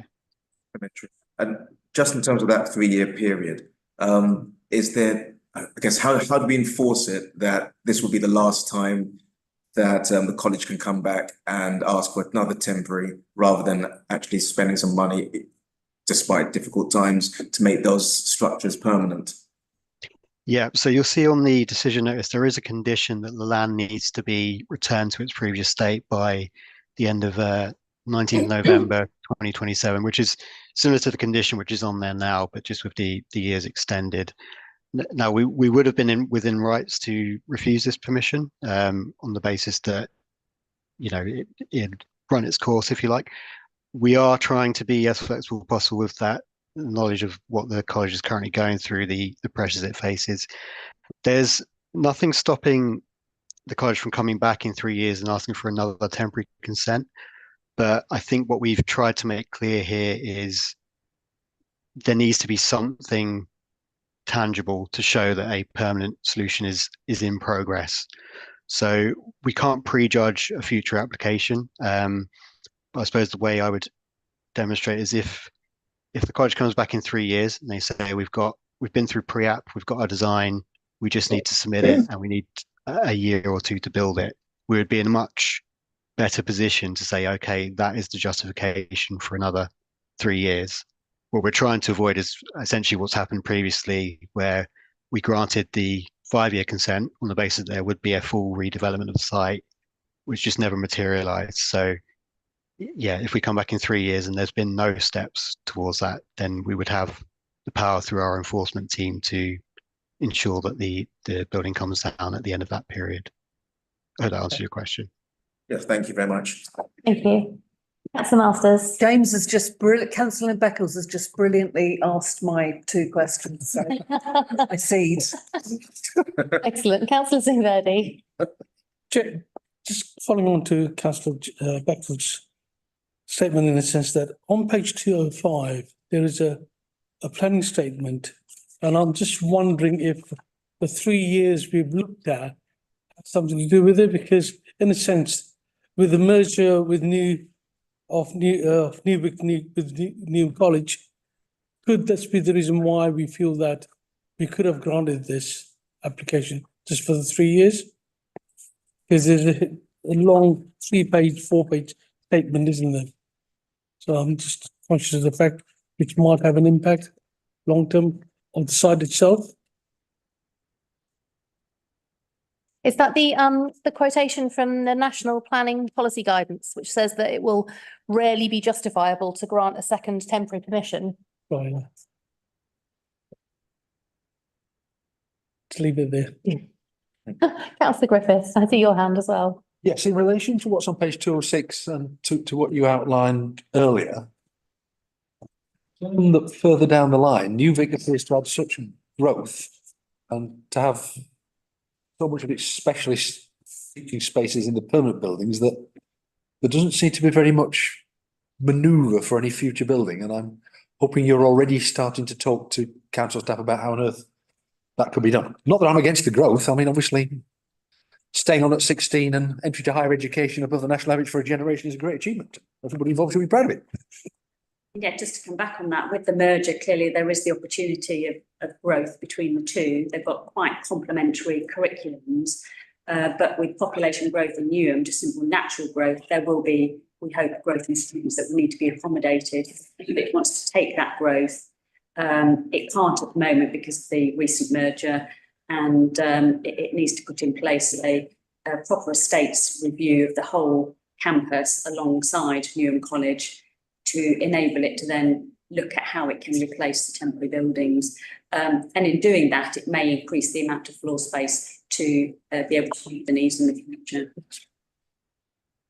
I wanted to raise some of the issues that were brought up by the couple of objections that there were, and I thought it was very helpful that in the applicant statement, the comments that had been received before the deadline were dealt with really specifically. That was really useful. I think I'm making a note for myself to take away the comments, although they're not pertinent to planning, they're still pertinent to this person, about the trees in the public realm by the college and also about the parking spaces. So I'm going to refer that to the ward councillors here for Plaistow South. They can't. I wondered, again, recognising that it's not a part of our planning consideration, whether we might ask you to take back the specific comment about the alarm going off at the weekends. It does. I mean, if that is happening, in the new principal's experience, it hasn't happened, but they have on-site security, and yes, that's certainly something they would look to do. They want to be able to work alongside neighbours and address issues. It could just be a case of providing a phone number to the local neighbours as somebody that they can call if there is an alarm going off, and then obviously if it's not, then everybody's happy and nobody is disturbed. Yeah, just in relation to the trees, I believe they're TPO trees, and so they are protected. So any work that needs to be done, then the college would go through the right process to. It sounded like the ones that were being complained about here were actually in the public realm and not within the red line of the college. But I mean, and there are some along Prince Regent Lane that are also TPO, so it could be that boundary. Okay. Well, I'll raise that with ward councillors, and also perhaps ask if you could take the question of the trees back to the applicants. Were there other comments or questions that anybody wanted to make on this application? In which case, I'm going to move us on to the first of two votes. Liam, could I ask you to share your final screen again, please?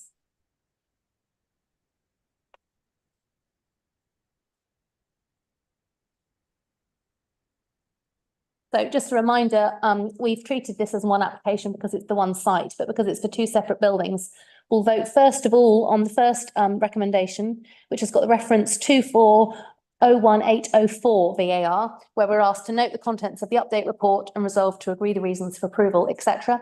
Can I ask those in favour to please show their hands? That is unanimous, thank you. And the second vote is on 24-01805 VAR, and similarly, we're asked to note the contents of the update report and agree the reasons for approval. Those in favour, please raise their hands. Thank you very much. That's also unanimous. Thank you. You are free to go and enjoy your evening if you'd like. And so moving slightly then on to the last item on the agenda. Thank you very much for your patience, the final applicant team. This is the Altitude Building, 14 Lascars Avenue in Beckton. As before, you can have up to 5 minutes to present if you would like to, or if you'd just like to take questions, then you're very welcome to do that, whichever you prefer.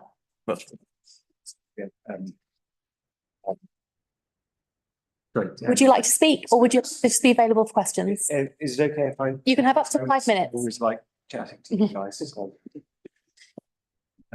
In which case, whenever you're ready. But I won't take 5 minutes. Good evening, everybody. I'm David Maxwell, owner of Phase 1 of Royal Albert Docks, and I have the team here. Thank you all once again for the opportunity to speak tonight.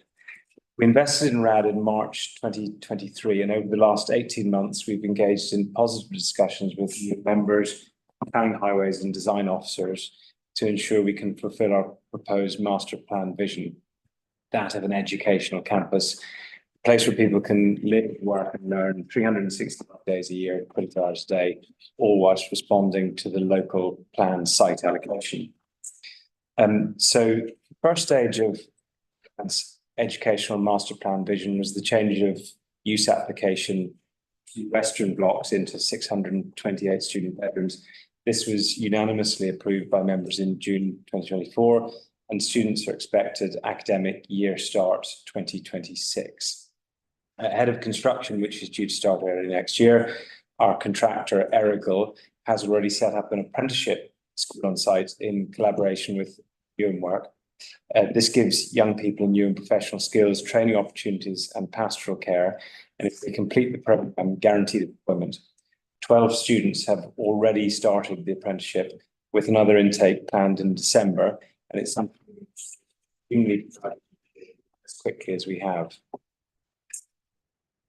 The second stage of our master plan vision being determined this evening is the introduction of education use within RAD's flagship building, Altitude. Collectively with the student bedrooms, this will create a subsidy for young people and businesses of Newham. Altitude is well suited to accommodating its generous floor plate depths and larger reception area. And with the supporting ground floor retail units being retained, they will provide much needed goods and services to local residents and visitors, directly responding to previous public comments through our public consultation on RAD. We are in active discussions with higher education providers in regards to occupation of Altitude, particularly supported by the student accommodation provision, parties are drawn to the good quality of life for students beside both water and parkland. And assuming success tonight, we can further those discussions in earnest. Proposed flexible change of use within altitude is the exciting second stage of our repurposing strategy. We hope you see the merits of this proposal and grant us permission. Doing so will allow us to further our commitment to good placemaking and economic growth on Royal Albert Dock by enabling our campus vision to be achieved and create a place where students can both live and learn. Very briefly, I'd like to thank the Newham planning team, in this case, embodied in the persons of Sarah Odu and James Bolt, rather smooth and professional planning application. Lastly, thank you all for your time and guidance on this application, and we'd be happy to take any questions. Thank you very much. Thank you. So if we move therefore to Sarah's officer's report. Thank you, Chair. Can I just check you can see my screen? We can, yes. Perfect. So the item 9 relates to the altitude building at 14 Lascaux Avenue. So planning permission was previously granted on the site in 2014 as part of the ABP development. Permission was granted for a predominantly office-led development with elements of retail, residential, and community uses. On screen, you can see the consented master plan area, and in orange, you can see the areas which have already been built out and fall within the applicant's ownership. It should be noted that the permission has now lapsed and no further reserved matters applications can be submitted. So the site is outlined in red and is approximately 0.18 hectares. The site comprises the existing altitude building, which is 9 stories in height. To the west of the site is an area of hard standing and an energy centre. To the east of the site, there are 2 Grade 2 listed buildings highlighted yellow. Royal Albert Way is located to the north of the site, and to the south of the site, there are office blocks, and beyond this, the Galleons Point Marina. The site is reasonably well connected by public transport modes with bus routes to the north on Straight Road and Beckton Park and Royal Albert DLR stations within walking distance. This image provides a view of the site from Beckton Underpass. You can also see the Grade 2 listed buildings. So the application is for the flexible change of use of the existing building to enable use as education floor space with retained use of the 2 ground floor units as mixed-use retail. The key planning considerations covered within the presentation include principle of development design, impact on amenity, and transport and travel. So the site falls within Strategic Site 31, and Policy S1 requires major development proposals falling within strategic sites to be master planned to ensure successful integration of the scheme and compatibility of existing and proposed uses. Whilst the proposal is not for a major development, the site forms part of a series of plots being brought forward by the applicant, which together form a master plan. As per the policy, the applicant has provided a master plan for the area that falls within their ownership. The proposed uses for the wider site include student accommodation, office, health, and research and development. The proposal is supported by the site allocation, and the master plan submitted with this application shows a clear plan for the future of the area, which is in accordance with the local plan policies. The proposal is therefore supported in this regard.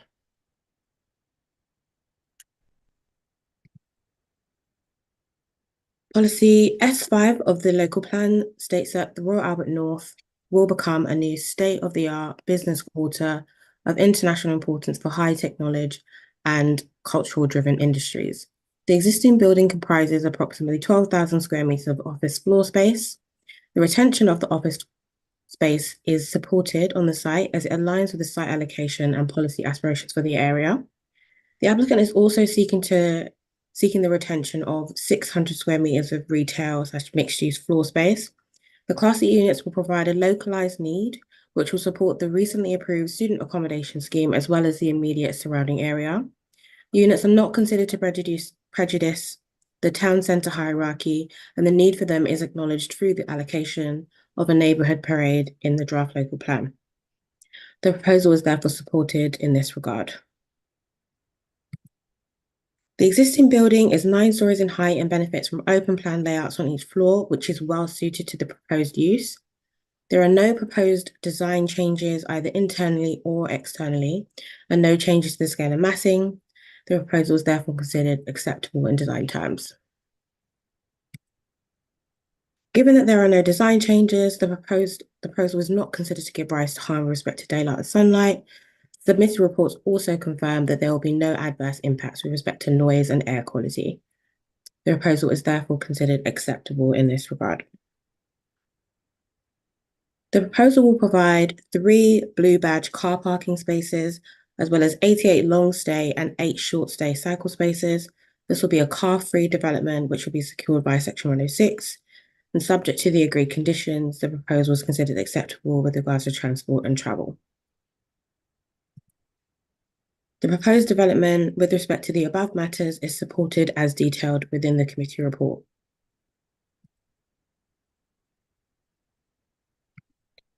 Members are asked to agree the reasons for approval as set out in the report and delegate authority to the Director of Planning and Development to grant permission, subject to the completion of a legal agreement under Section 106 of the Town and Country Planning Act, based on the heads of terms identified at Appendix 2 of the report and conditions listed at Appendix 1. Thank you.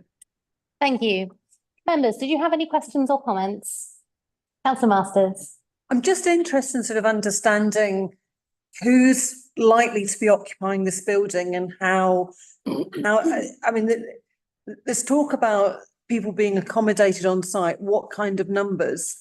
And in terms of the retail units, is there any thought about the size? Because as councillors, we're all very familiar with this area.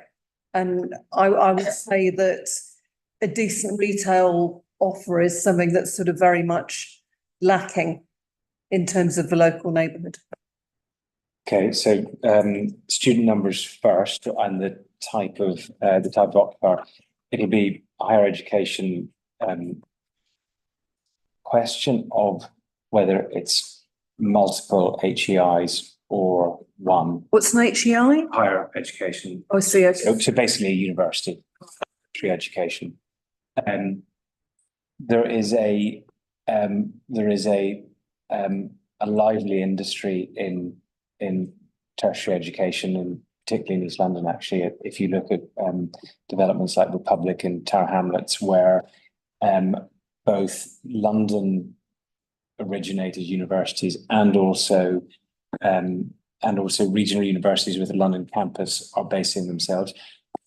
Increasingly, something that we're seeing is overseas universities wanting to establish a base in London.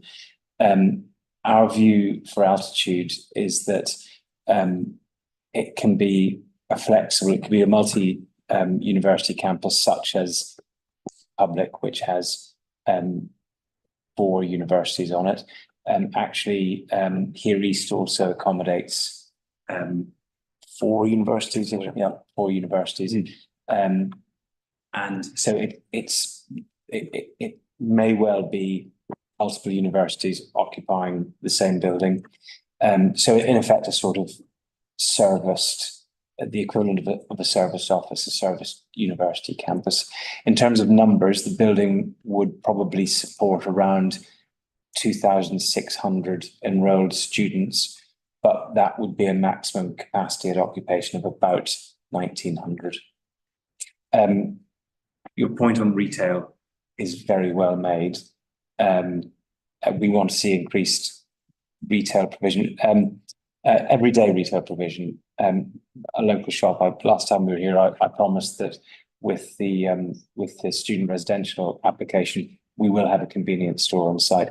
We've already got a cafe on site, which was one of the first things that we opened because we wanted something to bring people out onto the dock, and it's that sort of small scale retail provision that we'll be supporting. So for everyday use, and sort of as part of the leisure offer of the site, which is something that always strikes me when I'm down there, and which is one of the reasons why I think it's going to be a fabulous place to live and learn, is that the one end of that dock to the other is 2.4 kilometres of very safe walking, cycling, skate, whatever dock front recreation.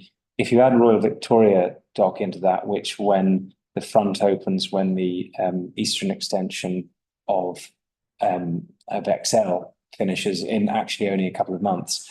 That full waterfront will bring nearly another 2 kilometres all the way down to the far end of the Victoria Dock. So you've got in excess of 4 kilometres of dock front, of waterfront recreational opportunity there. So I think whatever retail we put in should support that. So it's light F&B, it's light, it's cafe, it's convenience stores, that sort of thing.